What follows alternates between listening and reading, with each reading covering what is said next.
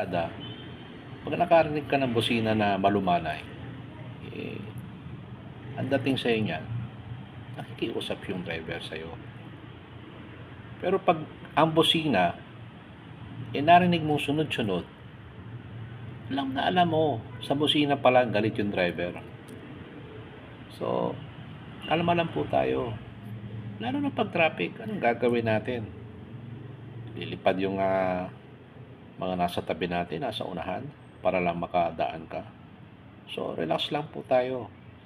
Kasi una-una, kinakalaban mo, sarili mo. Totoo yan.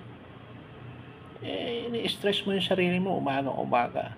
Dapat, pag nasa kalsada tayo, relax lang tayo. Chill lang. Ha? Buksan mo yung radio mo, patugtugin mo ng mga gandang music. At enjoy mo yung pagdadrive mo sa kalsada. Wala na tayong magagawa. Ilang presidente na yung lumipas.